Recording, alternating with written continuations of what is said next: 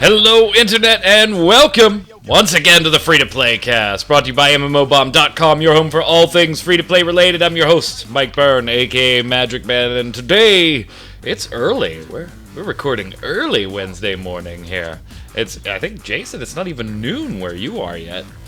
But we got lots to cover because E3, E3 news. We've also got some smaller pieces of news that I threw in just for a comedic effect. We're going to go to introduce the host, Mr. Jason Winter. How are you? Yeah, it's like, what, 6 a.m. where you are? Wow. Yeah. Well, that's Agent Wintersky over. Yeah, he's got about 6 a.m. right now. We haven't seen the good agent in a while. It's too warm for the agent right now. It's middle of June. I hope the agent is well and safe. He was into some dangerous stuff, and, you can just hope that your friend stays safe. Also on the line, Agent Q. Am I pixely? Yes, now you are. God, stop that. What do you have? Is that a puzzle hanging on the wall? It's also upside down. Don't ask me why. It was like that when I got here. It's one of Barney's things. What is it, like dragons or something? Yeah, it's upside down dragons. There's some shit going down in that room. You gotta wonder what somebody's doing in a room that you hang the dragon big puzzle upside down. Like, where is your normal viewing space? I think we're just gonna skip it because the pre-show conversation got a little wicked anyway. So let's slide over and get started with the news. E3, and yeah, we'll talk about the big three, Sony, Nintendo, and Microsoft in a little bit, but first, let's start with kind of a wrap-up of the free-to-play news. I don't know if you guys were surprised by this, but I was actually pleasantly surprised by how much free-to-play news there was in E3. I seem to remember last year's E3 when we did our wrap-up, we were more talking about our thoughts on who won out of the three presentations of the big three, because there wasn't a lot of exclusively free-to-play news, Jason. But today, we've got quite a few things to go over, it seems.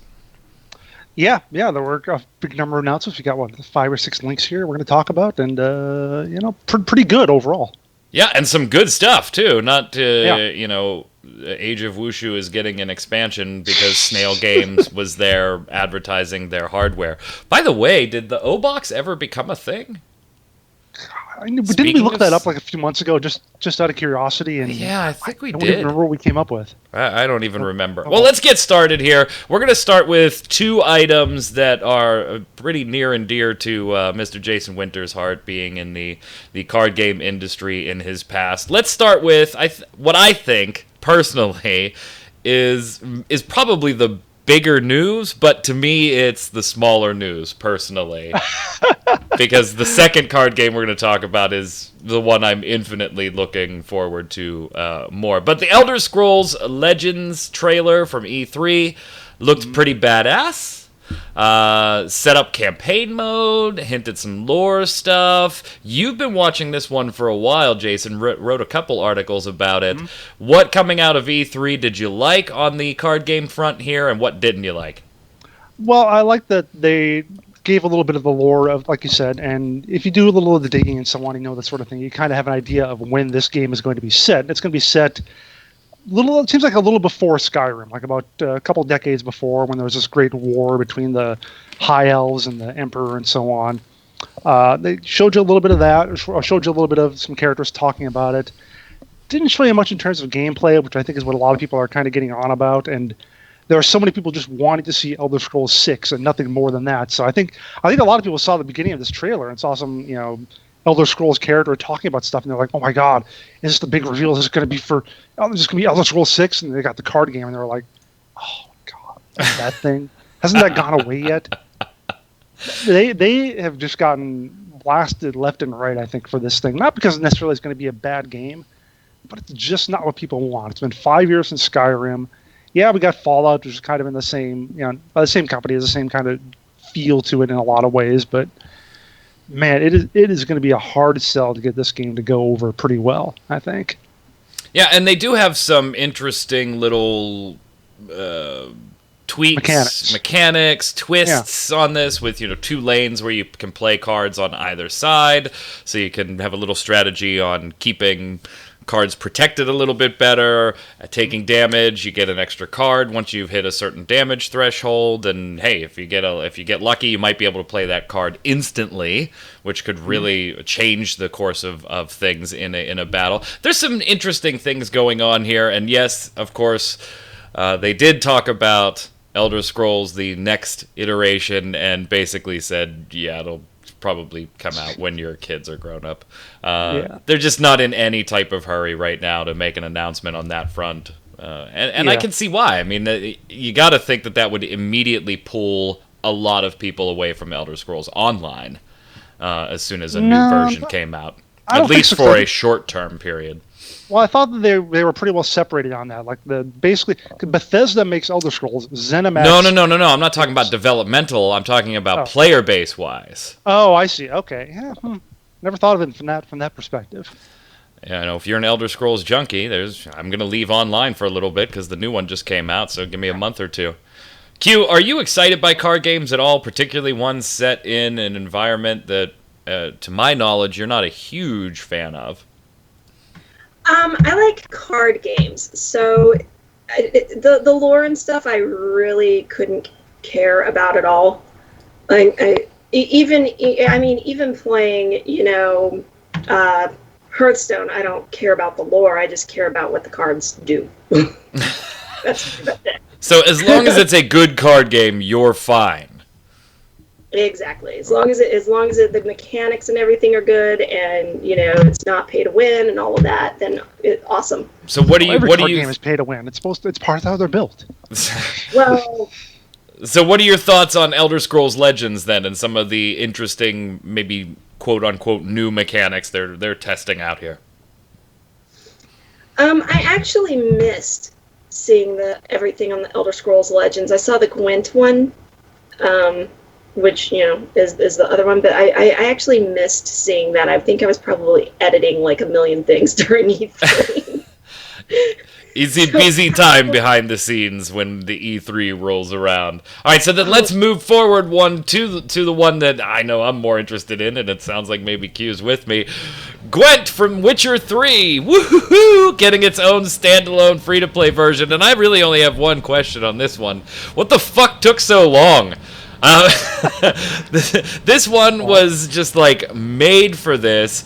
It was the hidden gem, which wasn't really hidden, but the surprise gem for many inside of Witcher 3, including the developers at CD Projekt Red. When in an interview that I saw way back when on Witcher 3, they said one of the things they were most surprised about was that they kept catching all of their testers and developers playing Gwent rather than doing what they were supposed to be doing in the game. So it caught on. If you're familiar with the Gwent card game inside Witcher 3, you're getting your own standalone free-to-play version at some point.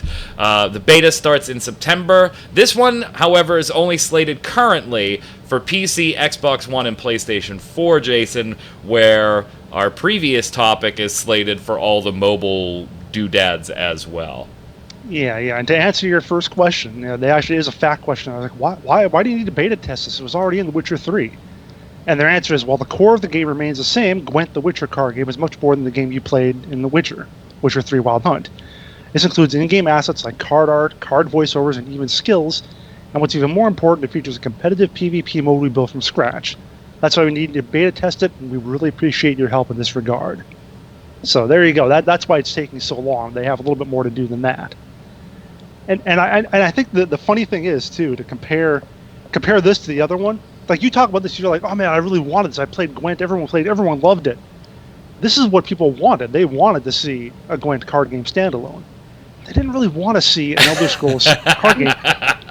And here's the thing: if you look at their videos, the two videos that have gone out this week, Elder Scrolls 1 has 2,682 likes, 1,784 dislikes on YouTube. So almost a 50-50 almost split. Exactly it's like 55-45 type deal. The Gwent video has 925 likes and 26 dislikes. Well, it's 26 Skyrim fans. But of course, you look at the whole point of it is that the Elder Scrolls one has 4 times as many views. So it's like, and it's like, even with 2,600 likes, that's about 3 times as many as the other one. So it's like people say they hate it, but it's still going to make bank. So I don't care. It's all about Gwent for me, Q. What about you? Yeah, I'll probably try them both. I mean, I'm not really stuck on the lore and everything on either one of them, so there's no, like, allegiance to either of these games for me. You guys. Jason, I have a feeling that, like, you're more... Q is, like, kind of the neutral party here. So I'm more of the Gwent, and I get the feeling, and maybe I'm wrong here, that you may be leaning more towards the Elder Scrolls side of these two. Yeah, I am. Having played having played Elder Scrolls games before, and having never played Witcher 3, it's definitely something I'm more interested in. I'm gonna look at Gwent. Whoa! You have never played The Witcher 3? No, I haven't. What? You want to buy me a copy? Shit, I just might. Don't feel bad, Jason. I haven't played either. Oh my god! Oh, The Witcher 3 is fantastic! The big problem is I played the first Witcher game. I bought it and I played it for like 20 hours and just got tired of it. So it's kind of ruined me on the whole series. But yeah, I know. There were great reviews and everything, yada, yada. No, they did a lot in 2 to address issues in number 1, and then 3 is just incredible. But I'm terrible at taking a game series in the middle of it. Like I want to know don't worry about all that. the stuff and go through all the stuff from the first 2 games. Jumping into the third one just feels wrong to me. Because I watched someone stream and he ran into someone and he was like, "Oh yeah, I remember you," and it's like, well, who's this person? It was someone from the last game, but I don't freaking know that. You're hurting my heart, hurting my Q. You've never played Witcher 3. I mean, you and I used to play Witcher 2 together at Game Breaker. No, I actually never did play The Witcher 2. What? Gary bought it for like all of us. It's a high fantasy game. I actually do not care about high fantasy. I am looking forward to, if they ever make it, Cyberpunk 2077. Yeah. God, I'm so heartbroken right now.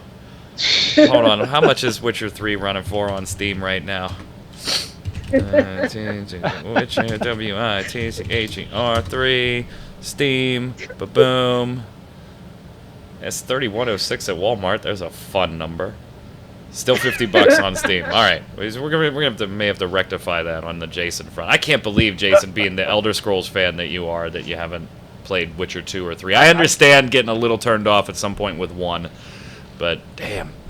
All right, we got to move on, or we're going to be here all day at that shocking news revelation. What, am I the only person left? Yeah, I think you and Q are the only 2 people left. I want to hear it from the fans. No. No. Don't give them. Who hasn't played it? Don't give them that, YouTube. Do not give them that. Tell them in the comments that even your grandmother has played Witcher 3. Speaking of other mobile-y type things also coming to the PC, Bethesda / the whole team, ZeniMax, all of them, they also dropped from Bethesda that Fallout Shelter, the ridiculously successful mobile game, is going to be getting a PC port later this year, really just sometime next month. It will release at the same time as an update for the mobile version that will introduce all quests and locations that your dwellers can actually visit. Now, I enjoy Fallout. I'll put that out there. I spent 5 minutes with this app and couldn't have cared less. However, my 15-year-old son plays it all the time. This one's kind of a miss for me. I don't know how involved I'm going to get with it besides, doing a first look video for it. I'm generally not in the camp of bringing mobiles over to the PC. It just feels dirty to me. I don't know, Q. Am I wrong here? What are you thinking? I'm actually pretty stoked for it. So I love Fallout Shelter. It's one of my favorite time killers. Okay, why? What draws you to it? What keeps you clicking? I have a history of liking Sim-ish games anyway. So although when I played, like The Sims, it was mostly to torture my Sims. But if I could lock them in a room without any way to get out and just leave them a toilet and a phone to call for pizza they'd never get. But no, I just really enjoy it. It's a fun time waster. I like dealing with all the stats and everything, and building up their special stats. And it's hilarious when you send them out on runs and you get to read their log of what's going on, and they just do really stupid shit. Yeah, it's ridiculously successful. And the other thing is too is they did make it to where it was totally playable without you having to purchase anything, and without really putting ridiculously long time waits on things. Like there's enough for you to do that if you do have to wait for something, there's other things going on that you can deal with in the meantime. So, Jason, are you a shelterer? It's something I'll have to check out. A shelterite? I don't know what's. Well, I am sheltered. I'll give you that much. But yeah, I'm gonna definitely check it out when it comes to PC, because I mean, I was surprised when it first came out, hearing like core gamers, people who are hardcore gamer type people liking this. And I'm thinking it's a mobile game. How do you like it? Who cares if it's got a Fallout skin on it? But no, everyone talked about how wonderful it was, how much they loved it. I never heard anybody say shit about the cash shop or anything like that. So, like, it's got to be decent. I'll take a look at it. Yeah, not so excited. Gwent is where it's. There, you got the first look for Gwent. That is all yours, man. Yeah, I'm going to take the first look for Gwent. I would imagine you'll probably take the first look for Elder Scrolls trailer. I'll get just for the trailer. There you go. Yeah, Elder Scrolls Legend. just do a first look for the trailer. Q, your friends at Humble Bundle put together a nice little thing celebrating E3 for free-to-play gamers, didn't they? Yeah, they did. Some of the stuff is not specifically game related. Like you get a month's worth of the paid portion of the Twitch, and 3 months of XSplit, like XSplit Pro and all of that. But they did have a lot of just really cool items for specifically free-to-play games. Skins and chests and just a whole bunch of crazy things that made it a really cool, and since you only have to spend like hello, wow, that was weird. Yeah, go ahead. It's just just somebody calling the office. Don't worry about that. We're talking about free to play stuff. People still have those. I have to for work. We've had this conversation before. I forget. My day job requires I have a landline. If you pick it up, is it gonna disrupt your modem? No, it's not. Are you that old-fashioned? No, it's not. It's not dial-up. Yeah, so tons of games hit in here. Like even in the base pack, we got WildStar freebies, Warframe, Armored Warfare, Standalone Complex, First Assault, Neverwinter. You get into the plus $4. We hit War Thunder bonuses and Smite bonuses, and a Blade and Soul E3 pack. You pay the above that, you get pay the average price plus $4. Then you get a Paladin's beta key, and Jason, Payday 2 stuff. Yeah, you get DLC, man. But at least you don't need those drills anymore for the safes. A pretty badass little bundle especially for free-to-play gamers. I was surprised to see how much of their E3 bundle actually just jammed a bunch of free-to-play game stuff in there. So if you want to spend a couple of bucks and you play a couple of those games, great. But there's all kinds of other things in there too, including software like Psychonauts and some of the off gaming things, Twitch Turbo services that Q mentioned as well. Pretty badass little bundle. Impressive, most impressive. But it is not a Jedi yet. What else do we got? More. Oh damn, Hawken. Has anybody played Hawken anytime recently? Can't say that I have. Yeah. I think Spunkify and I did a video on it like 2.5 years ago. Yeah, it was a gameplay action episode, wasn't it? Yeah, something like that. Yeah. Yeah, I really have not played. Honestly, to be perfectly honest, I didn't even know it was still open. Well, they did have to sell it to someone else. So. Yeah. Yeah, when I was writing this piece, it actually made it sound, everything I was looking at made it sound like it was dead. And so this is almost a resurrection move for the game. I believe it. I mean, let us know in the comments if you're playing a lot of Hawken. I hear more MechWarrior Online news than I do Hawken, and I know there was the whole buyout thing and all that stuff, but I honestly just thought it wasn't a thing anymore. But the game apparently is now coming to Xbox One and PlayStation 4 soon. Quote, soon, TM. They've been working on it for over a year now. Don't have the exact date, but it should be up pretty soon.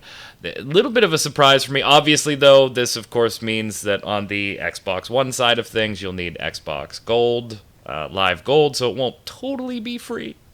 But if you already have Xbox Live Gold, you're set. On the PlayStation side, you'll be set automatically. Playing it on the consoles, neither one of you are console players, are you? Not so much. Only because I can't afford to buy consoles. Yeah, I have the Xbox One and the PlayStation 4, and I'm not going to play it on either. And I don't mean to be a Debbie Downer on this one, but the game didn't strike a chord with me. And I love MechWarrior and Armored Core and those whole mech series, but Hawken just didn't do it for me. I liked the aspects of it, Jason, that it was a lot faster than traditional mech games, but that was not enough to keep me hooked. Yeah, and I'm unlike you. I've never really been that interested in mechs, and I liked it. I got into it and looked around all the different customizations you could do, and it gave me kind of a World of Tanks feel in that kind of way, light, medium, heavy mechs, and trying around different stuff, but just didn't really hook me. All right, so that's kind of a meh from the team here, but let us know. Maybe we're just not Hawken people. Let us know if you're excited about that. Warframe. Damn, the news just keeps coming. Warframe is getting its Lunaro game mode. Now, Q, we teased this on the site with Digital Extremes a couple of weeks ago, actually, where we teased that there was a new PvP mode, but that it would probably be more sporty related, so that way it didn't violate the whole lore of the game. Tennos really wouldn't kill each other, right? They're all working together there in most cases. So Lunaro, we now have more details coming out of E3 on what it is, and it looks like Blitzball. Not Blitzball. What the hell am I talking about? Hutball. Yeah. Blitzball. How bad did I want that to be Final Fantasy X? How badly did I want that to be Final Fantasy X? It looks a lot like Hutball, obviously, not Hutbar tab target related because it's action-y. It looks very fast-paced. Now, what we were seeing, I have to believe, was more cinematic than actual gameplay. Although the game, I'm sure, is going to look gorgeous, but put the ball through the hoop and or through the ring and score some points. We don't know the particulars of how that is, but there's a little bit of violence to be had there, where maybe you're a bit more physical with your fellow Tenno than just a sporty game of basketball.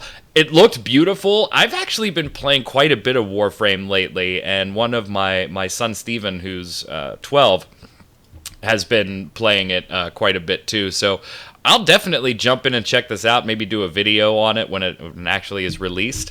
But I kind of dig this type of stuff, this Rocket League, you don't expect this type of thing in this type of game, but I like it when it's done well. And I'm hopeful that this is going to be done well. Q, are you going to be shooting some hoops anytime soon with your Space Ninjas? Probably not. Warframe's not a game I ever got into, but it is kind of hilarious when you describe it as being like put the thing through the hoop or the ring, but It's more physical. All I could think of was Quidditch. Oh, God. We just had to get a Harry Potter reference in there, too. Okay, so you disclosed that you guys have never played The Witcher 3, so I'll disclose something right now. I have never read a single Harry Potter book or seen a single Harry Potter movie. Oh. The 3 times in my life that I have tried to see what all the fuss is about and pick up, what's the first one? Sorcerer's Stone. Or Philosopher's Stone, depending on what country you're in. The 3 times in my life that I have tried to see what all the hubbub is about, I have gotten about 100 pages in and was just bored to tears and couldn't finish the book. So I have never completed an entire Harry Potter book nor seen a Harry Potter movie. I think I'm going to take a lot more shit. I think I'm going to take a lot more shit than you two are for saying that. They get more adult with a lot more killing and blood and stuff later on. So if you can hang in there. I mean, they do try to kill you when you're playing Quidditch. So, Just never got it. Just never got that's all the hubbub. That's a rough sport. Which is weird. You love Lord of the Rings, love Star Wars, you love all the sci-fi and high fantasy, the Shannara series, what is it?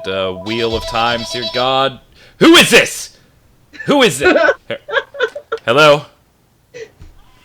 Yeah, I'm recording the free-to-play cast. Yeah, it's alright. Yeah, you know. I didn't get the message you sent me because I'm recording the free-to-play cast. We're actually live right now. You're live on the free-to-play cast right now. I mean, they can't hear you, but... No, they can't hear you. You're on a phone. A phone that you called. Yeah, I'll take some lunch. That's nice. Thanks.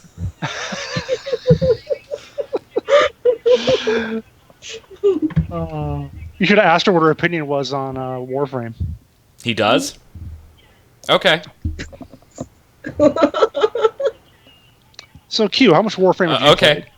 No, it's fine. I just think it's funny that after I told you I was recording the free-to-play cast, you just kept carrying on like this was a normal time to have a conversation. Okay, I'll see you in a bit. Bye. There. I only did that on the show so that it wouldn't frickin' ring again. So I'm probably going to take a lot more shit on the Harry Potter front than you are on the Witcher front. Although, hey, way to go Warframe Quidditch. I'll definitely be playing. It looks interesting. Last thing. Oh, Q, more free games. Woo! What's this one about? So basically, Ubisoft turned or is turning 30. It's their 30th anniversary, and in celebration of this, they're like, all right, we're going to give everybody a free game every month. Of course, they're doing it via their whole Uplay. Oh, games. God. Gotta go in for that. But they're going to reveal a different game at the middle of every month, and the one for this month is Prince of Persia: Sands of Time, which is cool because it's not that crappy last Prince of Persia game that they made. I love the original Prince of Persia, but God, I don't know if free games, Jason, is enough to make me ever want to use Uplay. The only thing I use Uplay currently for is The Division. Do you want it badly enough to deal with Uplay? Well, if you already got it for The Division, then what's the point? I mean, I understand if you didn't want to download the thing, but... Yeah, but I don't have to deal with it. Like, I don't have to... I actually have The Division on all three. Xbox, the PlayStation 4, and the computer. Don't ask me why. It's not like they can play together or anything. You really like The Division? Don't you? You should buy me a copy of Witcher 3, because you buy like 12 WildStars for yourself, and then you buy 3 of this. So, I mean, you can throw me a Witcher 3. Obviously, Mike has I expect it money now. to throw around the games. Oh, no, I don't. I forced myself into poverty by doing it. All right, fine. Maybe there's some expendable income there. I just spent $100 on the Secret World, although it took a freaking hour to give them $100. I hate Funcoms. Hey, you want to go give them some money for me? But I needed to catch up on a few updates, on a few issues. Oh my God, I just closed my show notes. So, Ubisoft turning 30. Go get some free games. I don't like... I really wish that if they were going to make me use Uplay, they would give me a list of the games they were giving away for free. So I could make the decision, an intelligent decision, Jason. Not so easy. Are you going to sign up? Anybody doing it? I'm going to do it. I mean, I have Uplay already, so I'm going to do it. Yeah, I mean, it's free games. What the heck? More free games you won't play, like all the 20,000 you probably got in your Steam library. It's like 136, thank you. If I buy Jason The Witcher 3, you can bet I'm going to be watching his hours played on Steam. Dude, I might stream it. He logs in. He logs into work at MMO Bomb, and I see less than 3 hours. I'm like, no, you're not writing shit today. I paid $50 for that. You need to go play Witcher 3. Get out now. All right, real quick, the big 3 wrap up. We did have some big announcements from Sony and from Microsoft. God, Nintendo, I love you to death, but your Treehouse thing just doesn't cut it for me. I really... hate Nintendo. You hated the puppet show last year. No. Yeah, you Nintendo. hate fun. That's your problem, Mike. You hate fun. No. No. I hated Nintendo's thing planning. last year. And yeah, they weren't planning. They haven't for years. Go ahead, Q. I'm sorry. Yeah, no, they were basically like, for a while, they were basically like, yeah, no, we're not even going to be there. We don't care. Yeah. Like, they were not planning on being at this year's E3. They were going to send a video or something and just be done with it. And I don't know. So Nintendo didn't care. Yeah, they spent like half an hour on Pokemon Sun and Moon, and then the rest of the Treehouse stream yesterday was all Zelda, which I watched the entire thing. I'm a huge Zelda guy. This looks very, very interesting to me. I kind of like what they're doing in some aspects. I'm curious about other things that maybe I might not like. I would have liked to have seen a bit more world music. I thought at times it got dull as far as ambiance goes, but there's definitely something there. I definitely dig it, and yes, thumbs up from me. We'll just see how big that thumbs up is when we can actually play it. Do you guys care about Zelda at all? I mean, that was really all they showed, so there's not much to talk about on Nintendo's side if you don't like Zelda. Honestly, I haven't played a Zelda game in so long that I'm not gonna buy a Nintendo console just to get this one. But I'm gonna love the heck out of anybody who streams it. That looks like, because I watched that for like the better part of 2 hours. It was just fun to watch. Yeah, it really was. Kind of like Witcher 3. I've watched streams of that. That's fun to watch too. Yeah, I get the same thing. I started watching it. The art style kind of was jarring at first, and I said something to you guys in chat. I'm like, every time I've seen this, like the almost realistic things in the landscape kind of didn't jive with the watercolor type art on Link himself. But about 40 minutes into that, I was just sucked in. I legitimately was just sucked in. The world was beautiful. There's a good chance that could be the Zelda game that we've always imagined in our head as being, this would be really cool if you did this with Zelda, Q. We'll have to see. I do have a Wii U, so I'm one of the few, like 8 that have it. And so I don't have to buy the system for the game.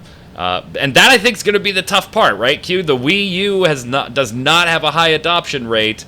And here comes the Zelda title. Is this going to move as many consoles as they would like it to? Because it's got to be a console mover. Because everybody is expecting that, like, we're already looking at the NX. Mm-hmm. Waiting to find out what it's going to be. I just don't see anybody really investing money in the Wii U when it was a slight upgrade from the Wii, and now there's the whole NX thing where it's going to come out. Like, I don't see anybody spending, money on a Wii U for it, unfortunately. I mean, I'm sure the really, really, really hardcore Zelda fans, I'm sure some of them will, but if it comes down to, I need a new console, most people are going to wait till the NX.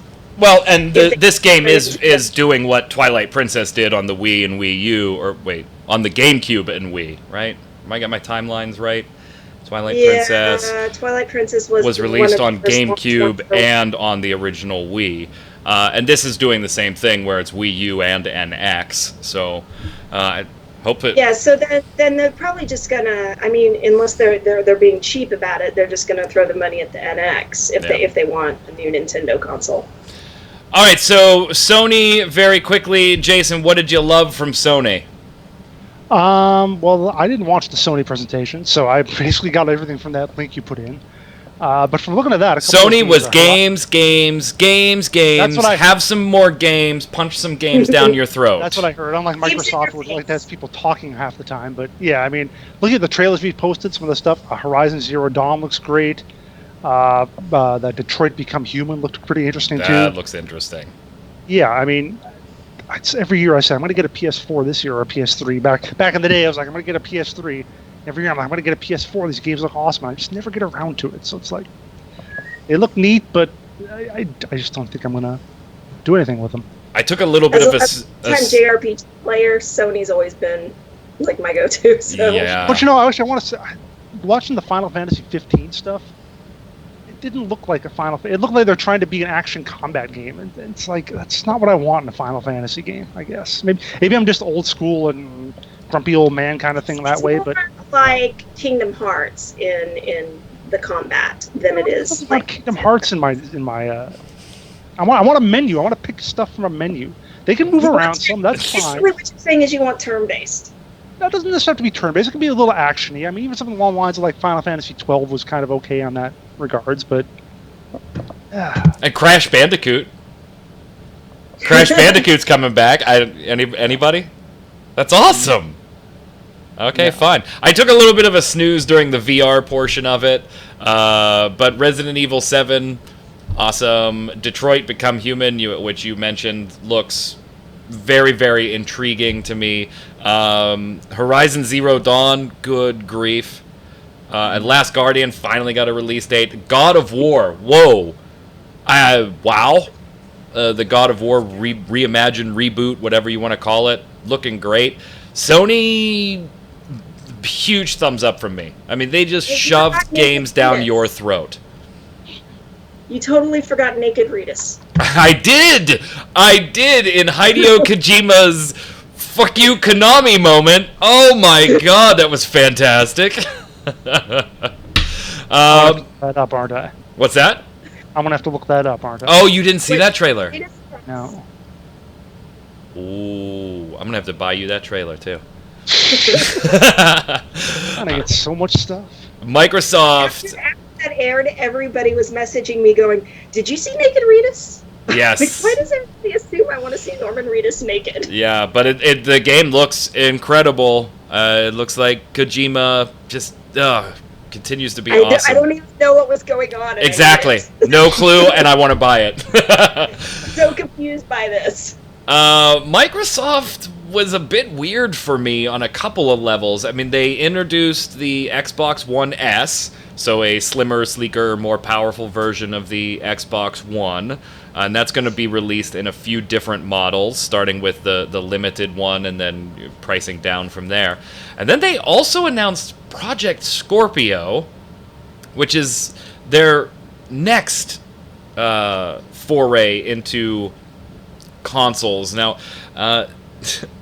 that's supposed to come out in the fall of next year, with the Xbox One S becoming available in August of this year. And while I can appreciate that they want to stay ahead of the curve and things like that, I think announcing both of these at the same time kind of stabbed the Xbox One S right in the back, Jason. Am I reading weirdly into that? Why would you... Hey, we're going to release a slicker version of what we have in August, but next fall, we're going to release something totally new, more powerful, 4K, powers virtual reality. Unlike the new consoles, this is going to be our initiative to just like extending console life entirely. That's really what you want to buy. But if you have some spare money back in August of this year, we'll have the Xbox One S for you. Well, Seemed really weird. I wonder if the S is meant to be more of something that not a whole lot of current Xbox One players or owners will get, but maybe something to lure people in who are thinking about it before. Now they see this newer thing, a little smaller, sleeker. Like, okay, now I'll get an Xbox One. Yeah, but then we go back to the Wii U NX argument. Oh, if it's just a year from now, I'll just wait till then. Well, but then Scorpio is meant to actually, because it's got this much greater stuff you can do with it. That's actually meant to maybe get current Xbox One player or owners to buy that, or the people who just have to have the coolest, biggest new toy every time. So I can see a little bit of reasoning. Here's the thing, though, right? When they release the sleeker Xbox One, they're going to drop the price on the previous Xbox One. Now, if I was somebody who hadn't bought into the Xbox One yet, and wasn't really hardcore about it, and didn't necessarily want like the newer to pay the money for that newer, bigger version a year later, I wouldn't buy the new sleek one. I would buy the original Xbox One because it would cost less. Maybe. I guess that's possible too. Well, then they announced Xbox Play Anywhere, which is a service that basically, if you buy an Xbox One game, you'll be able to play it on your Xbox One and your PC. If you buy a downloadable game, I should say, on the Xbox One, you'll be able to play it on your PC. And at first, Jason, Q, I kind of went, oh, that's cool. That's cool. Being an Xbox One owner, I was like, oh, that's kind of cool. And then I was like, well, wait. Why would I buy the Xbox One version then? My PC is infinitely more powerful than my Xbox One, and if I'm just... The upside of, having the Xbox One version is it's just easier to pop in the game and play it on the couch. But yeah, my Xbox One is hooked up to a projector screen right there. I mean, you guys can't see me pointing, but right there, and there is a couch right there, and my computer is right here. Like here, I'm just gonna move my camera here so you can see this. All right, so that's where my Xbox One is, and see a couch right there. And should I do my Vanna White thing? Yeah. So yeah, it was kind of like oh, that's a really neat feature. Oh, well, wait. Is it really that neat? Because then wouldn't I just buy it on Steam and play on my computer? I mean, I get it. Q's argument is, well, if you did that, then I couldn't go over and sit on my couch and play it on the television. But with this, you could.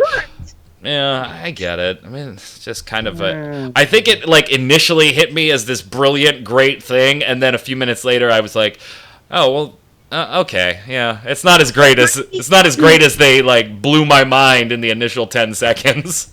It might be for those people that, again, are not hardcore gamers, so it just seems like instead of having to deal with Steam and big picture and getting it to your, to the television or your projector or whatever, you just walk over and, turn on your console and there you go. And then maybe if you really, really just need to play it on your PC because somebody else is using your console or something, there it is. All right. Maybe you've talked me out of it being a totally dumb idea. State of Decay 2 is still a thing. Recore is still a thing. Forza Horizon 3, Gears of War, still things. Halo Wars 2, beta is already playable. So a bunch of good stuff from Microsoft. I gotta give this year, for me personally, to Sony. I mean, they just beat you over the head with games. And in the last few E3s, that was like the number one gripe was, where's the games? So I got to give my best in show of the big three to Sony this year. What about you, Q? I'm going to say Sony too, just because Kojima, Naked Ritas. I mean, Jason, best in show from Mr. Winter? Having not seen the Sony presentation, I'm going to have to give it to Sony. Seems like... I didn't get to watch the Microsoft one live. Did they still come off like a creepy uncle? There may have been a few awkward moments, but it wasn't nearly as bad as years past. We should always give props though to Ubisoft for they always have an entertaining presentation. Okay. Before we head over to the bombs, very quickly, WildStar and Landmark both made it to Steam. Jason wrote up an article that said, basically, which of these Steam moves makes you sadder? That's one of my favorite headlines in the last 2 weeks. WildStar, Steam, and Landmark, or WildStar on Steam or Landmark, which MMO launch makes you the saddest?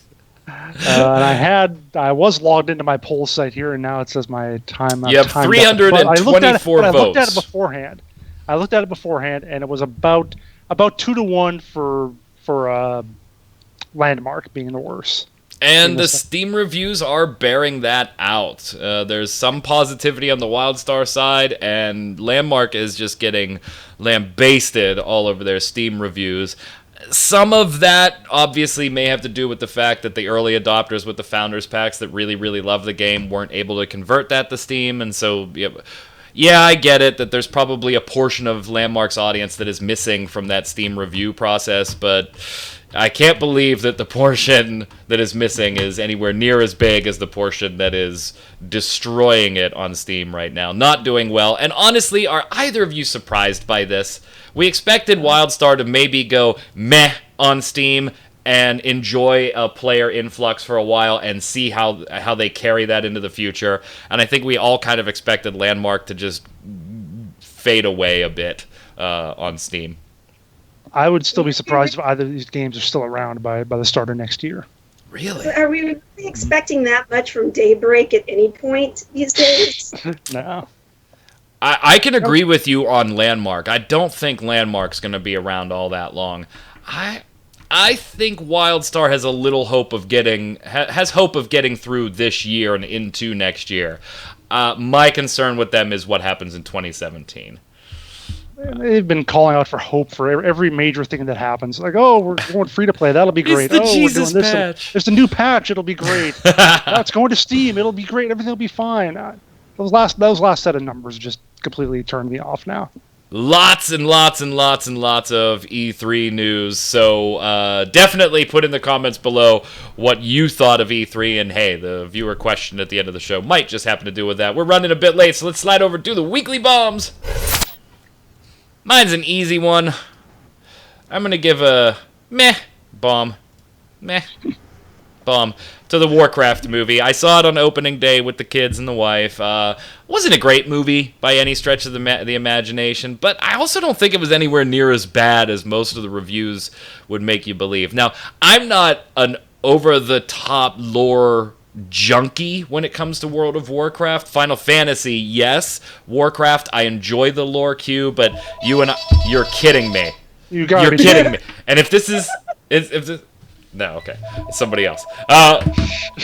We have mutual friends, Q, that are ridiculously into the lore, like know it more than world history in a lot of cases. And I'm sure that those types of people may be irked by a lot more in the movie than I was, because there's obviously some lore changes to adapt for the big screen, but I didn't think it was that bad. I enjoyed it. It just was unplug your brain and enjoy a 2-hour movie, and if there was a sequel, yeah, I would go and watch it. It's a meh bomb. Q! Well, I actually have two bombs. One for Fallout Shelter coming to PC. It's probably going to, end up kind of messing up my productivity a lot. She's roboting now. So if you were playing Fallout Shelter all day, I'll be playing Witcher 3 all day. Nothing's going to get posted on the site. Exactly. and I have to give major props to Kojima just rolling out there at the Sony press conference and being super freaking adorable and just kind of crazy. He was awesome. And the non-robot Jason Winter.